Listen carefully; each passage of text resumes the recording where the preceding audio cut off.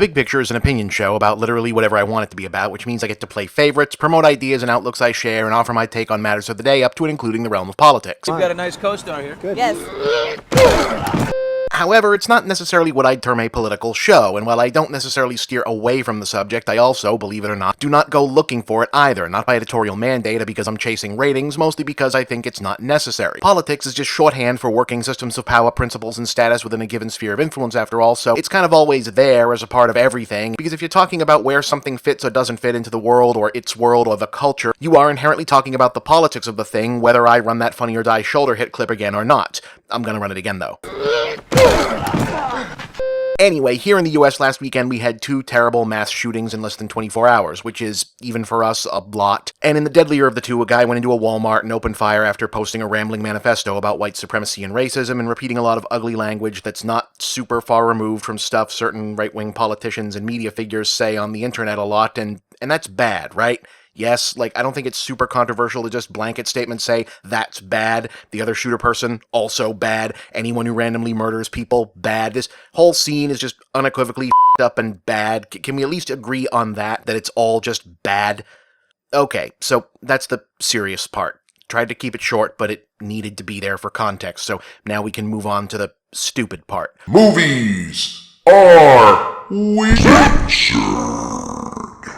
So if you watch a lot of movie trailers or just go to the movies a lot, you've probably seen the promos and trailers for an upcoming horror film called The Hunt, seemingly a mashup of the classical Most Dangerous Game scenario with modern sensibilities of the Purge movies, in which a group of random individual strangers without much discernible backstory beyond apparently all being poor working class wake up and find themselves dropped in a field on the hunting grounds of a mansion estate to act as the human prey for a hunting party comprised of paying customers who are, of course, ultra-rich 1% elites. So, okay, of course we've seen this premise before, but it looked like a decent version of it, and amusingly comes from Craig Zobel, who's done some solid work before and was actually one of the co-creators of Homestar Runner. Did you know that? Well, now you know that. Yo! But the trailers didn't really give much of an indication that there was anything really different about this version. Sympathetic rural American blue-collar coated good guys, icy posh champagne and marble countertops rich people bad guys, tough Sarah Connor / Ellen Ripley / Captain Marvel / Katniss Everdeen Mama Bear heroines so that ambiguous feminism can hopefully cancel out ambiguous gun fetishism. You picked the wrong game. Lady, you're crazy. Save file, send to printer. But, as it turned out, that apparently wasn't the case. In fact, The Hunt was supposedly packing a somewhat diabolical moral twist to its hero-villain setup somewhere within its narrative that the original ads were designed to obscure, but because the studio started to get cold feet about the implications of how that twist was going to play out in a just-for-fun movie with lots of shooting deaths after a weekend of tragic real-world shooting deaths, the entertainment press, starting with The Hollywood Reporter, started reporting on the specific reasons why, and gave away the game, which... Okay, look, I don't actually think this counts as a spoiler anymore because it's been reported on everywhere and now it's the thing everyone knows about this movie, but just in case maybe you don't follow movie news, hadn't heard of this before, and now want to pull your chute and remain surprised on your own... Okay, so the big hook to The Hunt is that we find out at some point that the most dangerous game, wealthy hunters, regular folk, prey dynamic has an additional socio-political dimension in this version. The hunting party, at least this particular scenario, it's not clear if this is a one-off or a hostile-type franchise situation, aren't just rich people, they're rich, self-identified liberal progressives, i.e. people with do-gooder politics who give to charities, support environmentalism, believe in all the right causes, generally see themselves as default good guys in the 21st century forward-thinking sense, and they've selected their victims specifically because they are, in their daily lives, racists, belong to hate groups, anti-choice activists, polluters, post hate speech on the internet, or involved in right-wing radical stuff, essentially because they see them as bad guys, and that makes hunting them for sport okay, maybe even correct. Jesus, read a coffee table book! So, that's pretty dark, right? I mean, who knows how it's executed, i.e. how much of a surprise is it? When does the reveal come in? Does one side get played more or less righteously than the other? Is anyone really not who they seem to be? But in terms of an elevator pitch, taking one of the cleanest class-conscious good versus evil premises in genre fiction and giving it a hard, sharp extra twist of topical morality flipping designed to force half the audience to maybe sympathize with the otherwise obvious villains and or empathize with ostensible heroes they'd otherwise hate, or vice versa, though really, it's more like 2 sets of not even a quarter of people and 50% of who the hell even knows, but whatever. But that probably would have pissed a lot of people off who shouldn't have been that pissed off, because letting South Park and Bill Maher both stay on the air about 15 years past their sell-by dates has made Americans unable to understand how satire actually works. Anyway, we don't get to find out anymore, because Blowing the Twist was in the real news, and that meant Fox News got to start talking about it, and the film is about wealthy liberals hunting and killing deplorables on a reserve. And to do a film at this particular time, listen, freedom of speech, freedom of art, culture, I like that. I like people being able to express themselves. But there's this responsibility to culture. How many kids are responsible? Who knows who'll kidnap who, a group of people, and say, let's have fun? that's Robert Davey from The Goonies, by the way. I am so tired. Anyway, since it was on Fox, the president got mad about it on Twitter. You talk about racist. Hollywood is racist. What they're doing with the kind of movies they're putting out, it's actually very dangerous for our country. What Hollywood is doing is a tremendous disservice to our country. And now the studio has pulled the movie, and it's not coming out as scheduled. No one knows when it will, and because of this, pretty much everyone now knows about the big surprise twist of the thing, prompting a massive outcry from the internet's dedicated army of free speech warriors, which...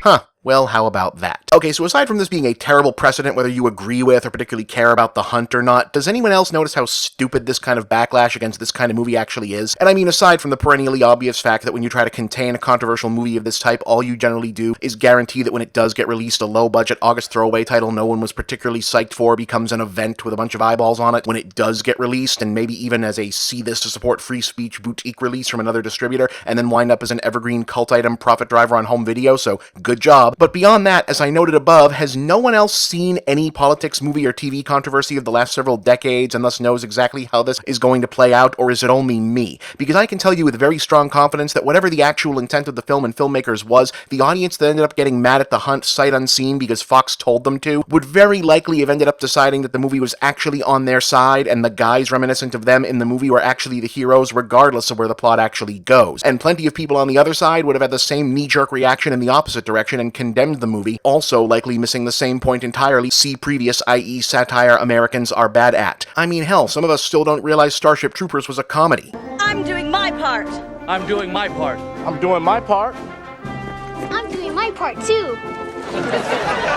Dumbest and most offensive to the intelligence of all, though, is the claim that yanking this movie is about being sensitive to the victims of gun violence. I mean, really now. You could make a plausible argument for that, sure, but no one is, because there's a ton of other movies out there with guns in them, and no one is talking about pulling Hobbs and Shaw, Once Upon a Time in Hollywood, Spider-Man, Crawl, Stuber, John Wick 3, or any of a bunch of other currently in release films with guns. Only the one that had scary headlines and the president got mad about on Twitter. And it's also not like there hadn't already been a lot of gun violence in America and elsewhere in the world when the script for The Hunt was picked up by the studio in 2018. Look, it's their movie, they can release it however they like, but I hope anyone can see this is bad news and exactly the wrong way to handle any of this. It's not even really a free speech thing, it's a common sense thing. How ridiculous is it that we've now had the beginning, middle, and end of a controversial movie gets pulled story where the movie never came out, so the entire discussion is what people think they might have gotten offended about.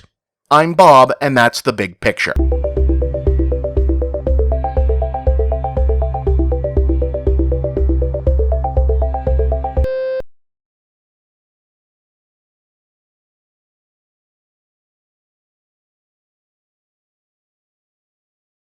Once upon a time in 2003, there was this Texas music outfit called the Dixie Chicks. I don't really follow popular or country music so much, so I have no idea if they're still a thing. But back then they were a big thing on the verge of crossing over into the mainstream pop scene. But then they did a show in London during the Iraq War and told audiences they were ashamed that the President of the United States was from Texas. That didn't go over so well with a lot of country music audiences who, at least as far as demographic data is concerned, tend to be on the other side of that statement politically. Figures in the media favorable to the President use the power of their professional soapboxes to rally that irked audience into a crusade against advertisers that effectively got the Dixie Chicks bumped from the rotation of most country music stations, which was a big deal because country is pretty much the last genre where terrestrial radio presence can actually make or break you. This led some fans on the other end of the political spectrum to allege that not only was this turn of events unfair, but that it amounted to the Chicks' music, if not their very voices, having been censored. Now, I'm going to say something that's probably going to get me the side-eye from a lot of my fellow Blue State, Coastal, Ivory Tower, tax and spending, latte sipping, Europe envying, MSNBC watching, Streisand listening, quinoa eating, culture driving, art cultivating, tech innovating, most of the rest of the country supporting people. The idea that what happened to the Dixie Chicks was censorship is wrong.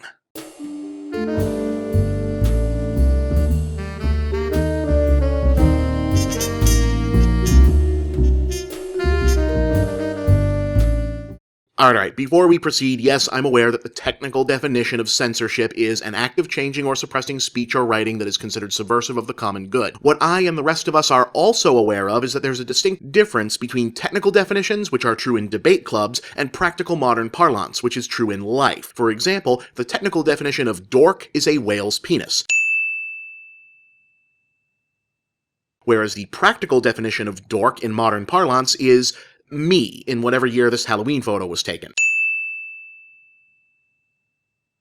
Yikes. Here in the real world, when people talk about censorship and the fear, threat, necessity, ethics thereof, it's generally being talked about in the form of censorship by force of government. The censorship with a capital C, Joe McCarthy, House Un-American Activities Committee, 1984, North Korea censorship. The form that's uniquely terrifying to modern-day democracies where a certain degree of free speech tends to be codified into law. Hell, here in the United States, we love the idea of free speech so much we made it the first thing in our Constitution. I mean, we even put it above the gun part, and you know how much we love the gun part. In any case, what this means is that only the government can censor, i.e. deprive of the right to speak and or disseminate information in a manner that law and logic generally consider unjust. That's why this butthead from last week's episode was so dangerous once upon a time. He wasn't just a dork with a bunch of crackpot theories about violent video games, he was a dork with a bunch of crackpot theories about violent video games that he wanted codified into law by the United States government. And that's the big difference, folks. Saucy Jack lobbying to ban GTA would have been censorship. Your mom telling you no, you can't have Mortal Kombat, however painful that may have been at the time, was not. See also, Nintendo deciding Mortal Kombat wouldn't have blood on their platforms also wasn't really censorship. It was just a stupid f***ing business decision. Now, this sounds pretty clear-cut, but it can actually be kind of rough in practice. See, pretty much everyone agrees that censorship is a bad thing, unless it's censorship of something you don't like. Even people, hell, especially people who don't really know what it means. But not everyone agrees about what's good or bad or appropriate or untoward to say, particularly in an increasingly diverse society where it's more and more difficult for any one group to position itself as the social default. The price to be paid for living in a world with more flavors than Hellman's on Wonder Bread. And when disagreements break out around, say, depictions of religious imagery, gender issues in popular culture, the offensiveness or lack thereof of jokes, it's not uncommon for folks who don't see those debates go their way to accuse the other side of direct or de facto censorship. And that's very problematic, as it has the effect of casting the opposition in the role of an unjust oppressor when really they just disagree with you on this or that fundamental. As in, you could probably tell that I think what happened to the Dixie Chicks back in the day was kinda crummy and unfair, but they didn't get censored, they got shouted down in the public square. And the distinction is an important one if honest debate and discussion is going to stay honest, i.e. my right to speak is also your right to tell me that what I spoke was wrong, or stupid, or offensive to you, or to ask that I please not say it, or reconsider saying it, or even get a bunch of other people who agree with you to shout about it until I'm effectively drowned out. Something else that's not censorship? Convincing or attempting to convince an artist or creator or game developer to make this or that change to their work with your arguments. Yes, even if they do end up doing so more out of worry about public perception or market reactions than having genuinely seen the light. My right to tell my favorite creators, you're the man, change nothing, is someone else's right to tell a creator of their choice, hey, some of what you're doing is incredibly offensive, maybe think about doing something else. And while we're on the subject, another thing that's not censorship, and has never been censorship, is not being able to exercise your free speech in the venue of your choosing. There's no right to be heard, no one owes you a podium to speak from, or a wall to paint on, or a megaphone, or a microphone, or a broadcast network, or open use of some other private person or entity's comment section, which of course brings up the ugliest, most genuinely unfair, and least fixable aspect of this whole thing. Yeah, that does in fact mean that sometimes the side that gets heard the most is the side with the most pre-existing access to media and public attention. But if that makes you mad, and I think it should, it makes me mad, well, good, but that ain't censorship you're mad at. What you're mad at is capitalism. Sorry. Look, there's no easy answer to this stuff because it's an ongoing fact of human existence. There's never going to be a perfectly solvable free speech formula that everyone agrees to apply to every scenario ever, and no, just everyone say whatever you want and grow a thicker skin sure as hell won't be it. It'll always be a back and forth debate, we'll always be parsing it out, and the truth will not be found somewhere in the middle. But still, if I might be so bold as to offer one piece of advice to my fellow nerds, geeks, dweebs, and fan persons about dealing with that ongoing conversation, try to take it less personally, i.e. not immediately assume that an argument that something you might like might also be in some way racist, sexist, homophobic, etc. is implicitly also an accusation of the same against you. It's the nature of geek and gamer culture to internalize the hobbies and cultural ephemera that play such an important part in our lives, but it shouldn't define you to the point where criticism of a thing you like is taken as criticism of you. And that goes for the reverse as well. Alright, that's been 2 weeks of pretty heavy stuff. Next week, maybe something lighter. Maybe. No promises. 3 weeks later.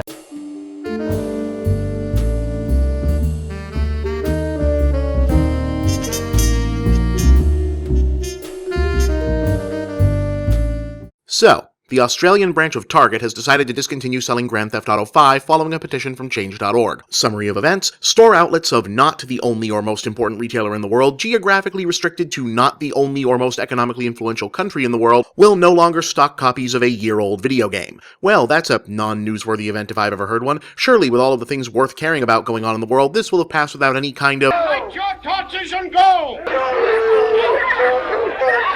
Oh, bloody hell. Okay, so there's actually a lot to unpack here. It's all small, stupid, petty, and frankly beneath even the purview of a show that once dedicated an entire episode to Yogi Bear's necktie, sure, but I am in the business of geek culture, and that occasionally includes small, stupid, petty stuff that geek culture elects to not shut up about. So, first off, I think the whole mess is just kinda stupid, starting with Target's part. Now, as I'll explain in just a moment, I'm not gonna fault them for deciding not to carry a product for whatever reason. Target is a private company, they can sell or not sell whatever it's legal to sell if they so choose. And so can Australian Kmart, which apparently joined in on this particular unstocking. What I am going to say is they went about this in a stupid way for very short-term upside. Because let's be clear, if Target actually felt this strongly about the particular matter, for the record, the petition is very specifically focused on the treatment of sex workers in the GTA games, they wouldn't have carried the damn game in the first place. What's going on here is that their corporate overlords have calculated that unstocking a product that is neither new, super relevant, or likely a major seller from Target is well worth the benefit of getting to say, hey guys, look, Target does not endorse the beating and murder of sex workers, without actually having done anything meaningful. What's stupid about that is they've obviously failed to account for how petitioning and activism works in the internet age, and have opened themselves up to being inundated with more petitions about either vastly less important matters, or launched as retaliatory point-making jokes by people who inexplicably think that Rockstar's latest multi-million-dollar blockbuster adolescent Scarface wannabe wankfest is something that needs to have its honor defended.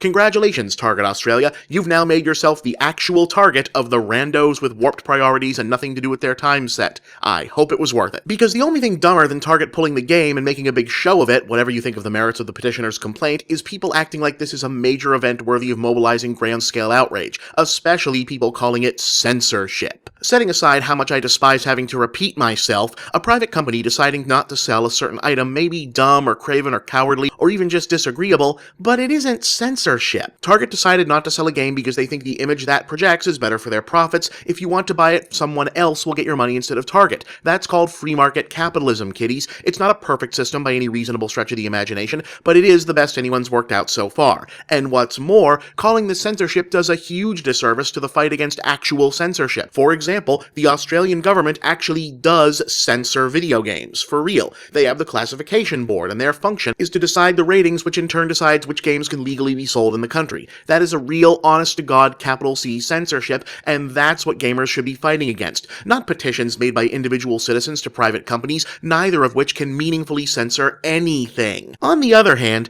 I've got to ask exactly what this accomplishes on the petitioner's side. I don't doubt their objections to the game or even just one of its aspects are sincere, and I wouldn't claim that they don't have the right to protest or petition a company about whatever they want. I'm just not getting what the point is here. Like I pointed out, it's not going to stop hardly anyone from buying the game, and it has the added side effect of making a last-gen title that ceased to be relevant months ago a cause again. I mean, as I hope I'm able to prove shortly, I understand and sympathize with where they seem to be coming from, and if this was about protesting the game being placed in some kind of a museum or receiving some kind of official honor in Australia, that'd be one thing. But this, I'm sorry, but from where I sit, all you've managed to accomplish is making money for Target's competitors, thrusting GTA back into the spotlight, and giving the People's Republic of Overreactistan fuel for their ever-raging persecution complexes. And that's a shame, because all that having been said, even if I don't really agree with petitioning Target not to carry the game, and Target for going along with it, it's only fair to look at the actual merits of the issue the petitioners are raising, i.e. the way the GTA series chooses to use and abuse sex workers. And honestly, if the point is that maybe the series should consider dialing that aspect back, I think they've kinda got a point. Not ban it point, no, but definitely a, hey Rockstar, what the point. The fact is, sex workers are one of the most consistently at-risk groups and professions in the world in terms of likelihood to be victims of violence and sexual assault, risk which is only compounded by laws that make them afraid to come forward, law enforcement agencies' long history of not believing or caring about them in the first place, and societies that frequently regard them as being less than human or even deserving of what befalls them. And while the Grand Theft Auto series' prostitute-killing elements didn't create that atmosphere and isn't going to make anyone go out and commit robbery homicides against sex workers, well, there's an argument to be made that it contributes to the overall atmosphere that normalizes and downplays that kind of violence and dehumanization. Certainly not as much as everything else that came before and informed it, sure, but it certainly isn't helping. Yeah, sure, there was an element of satire, tacky, wannabe edgy high school class clown satire, sure, but satire nonetheless, to the GTA games using human beings as the equivalent of treasure chests and question blocks back in the lower tech, just for kicks PS1 and PS2 era, but having it still be part of the aesthetic now that the series has started trying to tell semi-complex, meaningful storylines in 4 and 5, that mechanic still being in there feels like a really uncomfortable anachronism that, yeah, they'd probably do well to just jettison already. So, in summation, I think the petition is well-meaning, but kinda dumb. I think Target is being cynical and dumb. I think calling this censorship is just plain super dumb, but GTA still doing the kill the hookers thing, that's dumb too. Just a big old parade of dumb all around. Ugh, bah humbug. Is it January yet?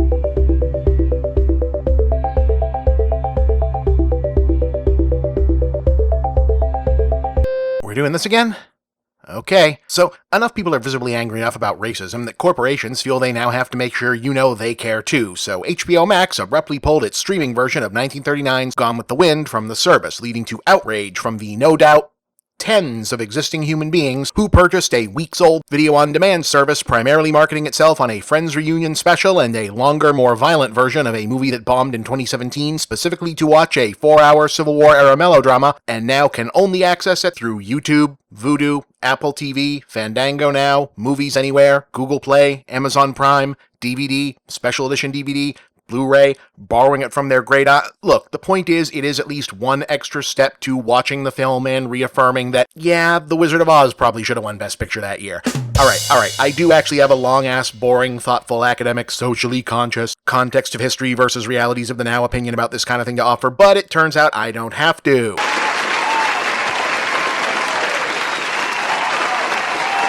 Because it also turns out they're not actually taking the movie permanently off the service, and people lost their damn minds about nothing. What a shock. Instead, Warner Brothers, the studio that owns the rights to the film and licenses it to the service, and while very, very, very bad at some things, are actually pretty good at this kind of thing, are handling it the way they've in the past handled the releases of other certain classic films and animated material in particular that included even more overt, problematic, and or not okay of its time and just flat-out racist stuff. They're putting an introduction before it, probably hosted by some noteworthy expert in the field, to put the piece in context and basically say, hey, if for some reason you're watching one of the most well-known, often seen, widely distributed, and famous 70-year-old movies ever made on the planet, and don't already know this, some people in 1939 were still trying to act like you could parse the moral nuance of the Confederacy, so, you know, look out for that. As far as I'm concerned, that really ought to be the end of it, right? The movie is there, you can watch it if you want to, people who might otherwise have some objection already didn't have to watch it, and now anyone who has no idea what this even was, like I said, very little actual possibility of that in my estimation, but who knows anymore, now has an intro giving them a little education, and as a bonus, whoever produces that intro is probably going to get paid. Yay. Honestly, I wish every older movie on streaming had some kind of intro like that, not just the ones where they think someone might get offended. It's been a long time since some things came out, and more just regular old cultural context can be helpful sometimes. See also foreign films with very specific domestic audience points of reference.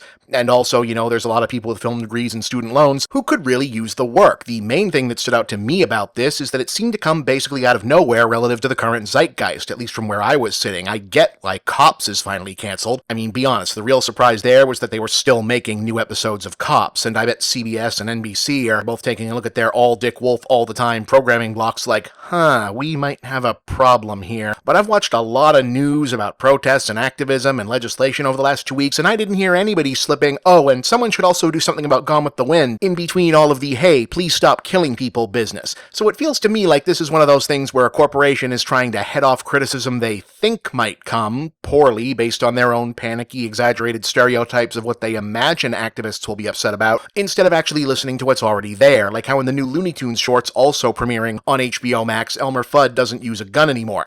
See, you already forgot that was a thing, and it was like 2 days ago. The first HBO PC censorship controversy got blown off the front pages by this second one. In that case, the just avoid the thing that's touchy right now aspect was even more noticeable, since now Elmer Fudd inexplicably chases Bugs Bunny with a scythe and dynamite, which seems even more violent to me, but I guess the point is we're not glorifying guns, but, did anyone watching Looney Tunes as a kid want to be Elmer Fudd? Elmer Fudd is a loser. That's the point of Elmer Fudd. He sucks. But whatever, it's dumb, but also not a huge deal. I would note that, in my opinion, if these characters had never existed and you made up Elmer Fudd and Yosemite Sam brand new today, like this tiny aggro jerk who fires guns wildly when he's mad, and this babbling moron who fails at hunting a rabbit with a double-barreled shotgun, people would probably get mad and say you'd made mean-spirited caricatures of American gun owners. But on the other hand, look, I don't know if there's a fix-all for this kind of thing, the serious part. And if there is, it's probably not going to come from someone like me, but I do believe there are ways to talk and think about this better. One of the popular and usually sincere things said in these kind of situations is, the world changes, works of art change in context with it, and we have to continually reappraise our relationship to it as we grow. And that sounds nice, but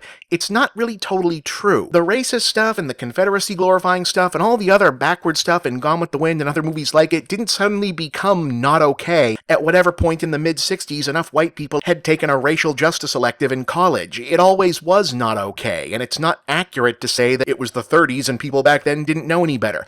Yeah, people did. Gone with the Wind got protested back when it was new. A lot. And it got negative reviews and write-ups in many progressive and minority-focused publications. The narrative we think of as quintessential to its era was never universally accepted or unchallenged. The dissenting voices just didn't typically get recorded or uplifted as often, or at all in history. So maybe today, here and now, in a moment where the whole of history can be made immediate at the stroke of a key, and a situation where this very same video service and studio can host an alternate version of Justice League, in part to right a perceived wrong some feel was done by its studio to its director, honestly, how can it be anything but a good thing that while Gone with the Wind can still exist, carrying around the halo of its Oscars and its great American classic stature, the unheard criticism that's always been in its shadow can now be made to share the light as well? I'm Bob, and that's the big picture.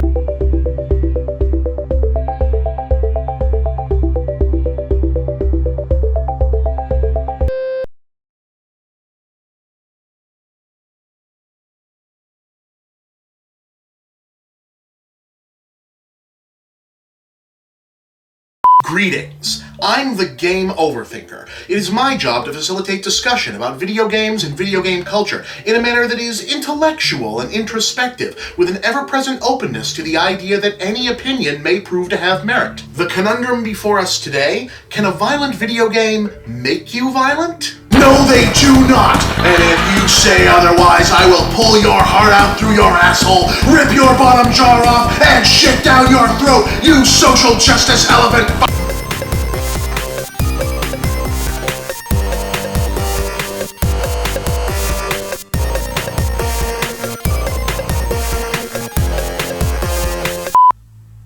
I love violence. For some reason, I'll bet that'll be surprising to some people. See, since I'm not a sociopath or a 14-year-old, but I repeat myself, I don't really feel the need to broadcast my most prurient interests in order to prove how special and apart from the pack I am. I have the show for that. But yeah, I'm big on the violence. In entertainment. The nastier, the meaner, the bloodier, the better. I like violent movies, really violent movies, violent books, violent comics, violent TV, violent sports, and yes, violent video games. Now we're talking. The splatter that matters. And not just because I was there for the golden age of video game violence, that magical moment when the ability to properly animate liquid met the capacity to display more than one shade of red on screen at a time. Doom, Chiller, Time Killers, Splatterhouse, Mortal Kombat, hell yeah. So why did I feel the need to clarify that? Did you guys watch the beginning of the show? There aren't, like, comedy sketches here anymore. I actually introduced the topic. Well, did you ever hear someone start talking and then you stop to listen because it sounded like they were about to discuss something important or cool or relevant to your interests? Our nation needs to have a serious discussion about Hillary's leadership qualifications. Hey there, do you like rocket ships, boats, and the golden age of science fiction? I'd like to have a serious discussion about ethics in games journalism. Only to feel the crushing disappointment of realizing what they actually had to say was just stupid. Hilary Duff was the most well-rounded star the Disney Channel ever produced, and should absolutely be the lead on any millennial pop star reunion tour. It's called the Church of Scientology. This chart clearly demonstrates that Politaku journalist and independent game developer were twice observed visiting the same Minneapolis area Chuck E. Cheese in the same relative time frame. Collusion much? Well, that's what seems to happen every time it feels like we're finally going to have a real conversation about violent video games and the effects thereof. And frankly, having dealt with this bullshit from the early 90s on, I'm pretty damn sick of it. Here's the thing. All art and or entertainment is meant to elicit either a feeling, a response, or both. That means that all paintings, statues, books, songs, movies, TV shows, and yes, video games are designed to have, and indeed do have, an effect on pretty much everyone who experiences them. If you've ever looked at, listened to, read, watched, or played with something, you are all but definitely affected by it in some way, regardless of whether you found it beautiful, ugly, boring, scary, compelling, fun, whatever. Hell, did you know there's even a hypothetical psychiatric condition called Stendhal syndrome, where people get so overwhelmed in the presence of especially compelling works of art that they can become entranced and even lose consciousness? Yeah, there's even a movie about it and everything.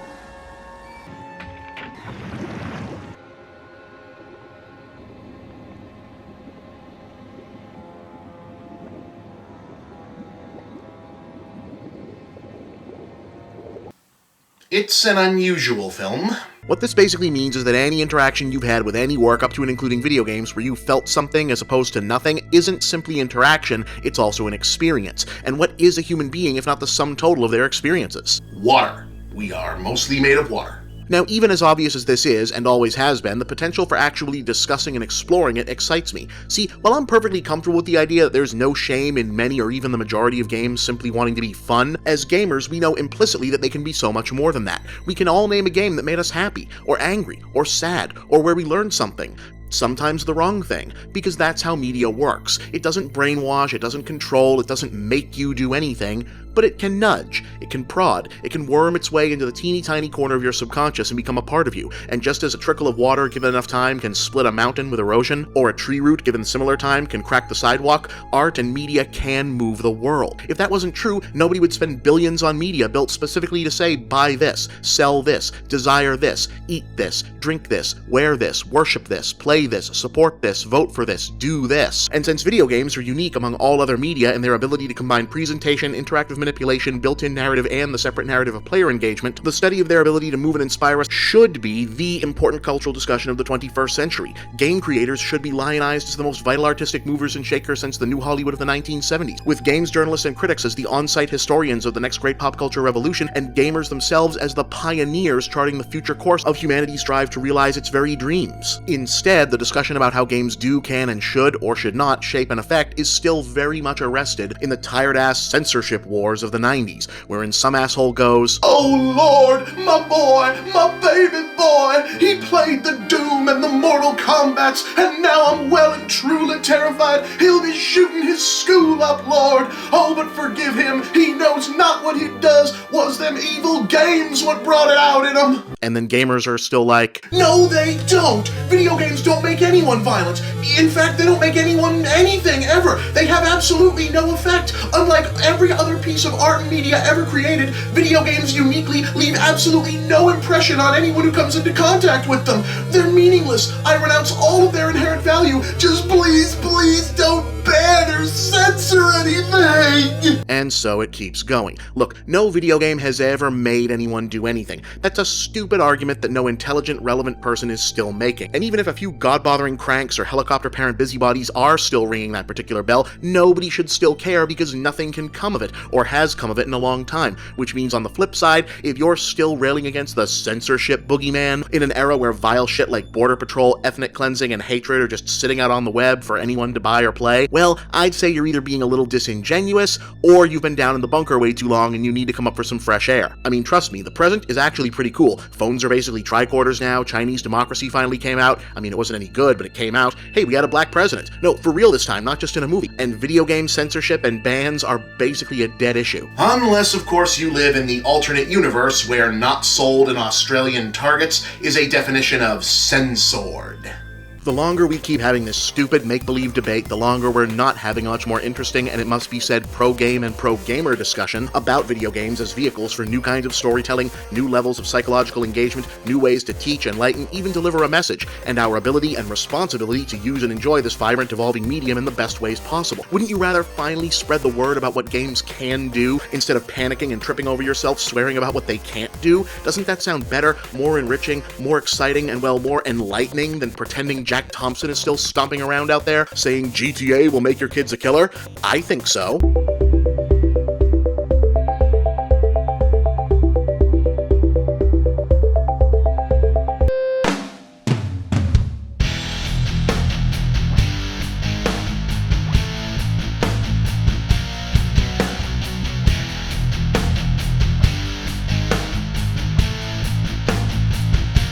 Truth be told, this is actually a really frustrating movie, and it's thus kind of frustrating to review as well. See, this is going to be another one of those cases where I'm going to have to do a spoiler thing at the end that you can skip if you want, because the fact is, this is a rare case where one too cute by half plot twist can completely change the entire experience of having watched a film retroactively from good to less good. So if I didn't at least give you the option of letting me explain why, it's going to feel really disjointed when I cap off what will otherwise probably sound like a positive review with a so-so score. Confused? Well, fortunately, the movie itself is nice and simple. This is the umpteenth unofficial redo of The Most Dangerous Game, but as a pitch-dark satire about contemporary American politics instead of a bleak metaphorical thriller about classism, but also still a little bit about classism. See, I'm not sure if they still make you read in school, so The Most Dangerous Game is that story where the psycho rich guy hunts people for sport, and since literally everyone who'd never even heard the name of that story just thought of like 100 times they'd seen that premise anyway and said,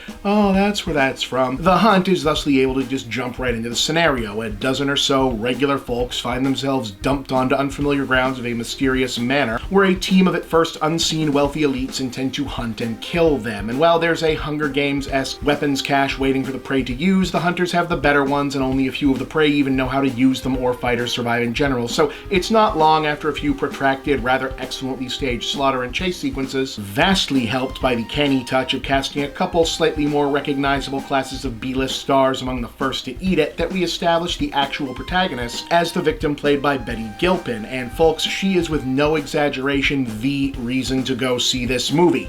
Eventually, when you're allowed to leave your house again. See, I know she already has a fan base from Glow, but this is a very different turn, and I can't remember the last time I saw such an instantly iconic, this is a born action heroine performance by an actress. Like everyone else in the film, she is playing a stock character, a taciturn, lethally effective Afghan war veteran who knows her way around the guns, how to think tactically, and is more than the bad guys bargained for in this case, because you've always got to have one of those in one of these movies. But as I live and breathe, there hasn't been a better example of a good actor taking a character designed as a pile of action hero cliches and turning it into a real performance since Kurt Russell first donned Snake Plissken's eye patch. She looks sharp with the weapons, spits out her one-liners with aplomb, and looks like an absolute beast in the brutal combat moments, including a hand-to-hand fight scene in the finale that's probably going to be a new classic of the form and likely the best one anyone does this year. It's fucking great.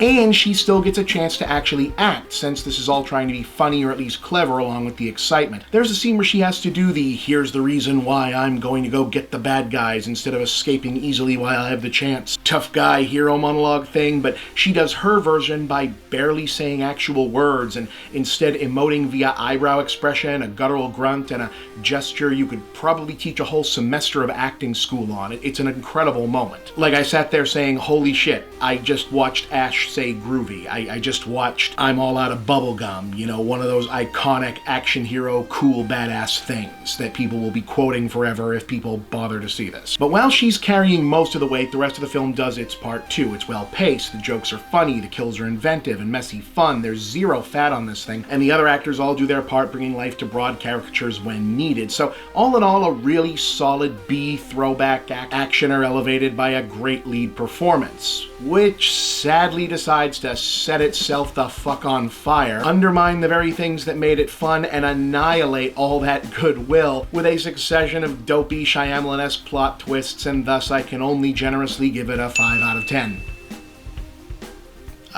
So concludes the no spoilers version. Can't say I didn't warn you. Okay, so The Hunt actually has like 3 big twists, the first of which slowly reveals itself over the course of the movie and is fine on its own, I guess, and the other 2 of which come in at the end and taken together end up spoiling the whole thing. Twist number 1 is that, as mentioned, this human hunting story is about political alignment more than it is class, as is the traditional subject for the genre. The hunters are wealthy-ish elites, yes, but what really unites them is that they're wealthy-ish, super woke, progressive liberal elites who are so distraught at living in the age of Trump that they're venting their rage via the hunt. And thus their chosen prey aren't simply random ordinary people, but a collection of worst of the worst right-wingers, an endangered species big game hunter, like a Fox News Republican news bunny type girl, a conspiracy podcaster, an anti-abortion zealot, an anti-gay protester, some assorted bigots and racists. I think one guy was supposed to be in the KKK even. So the people the audience would have been inclined to root for, and probably are right away, before we know what's going on, you know, based on the tropes of the genre,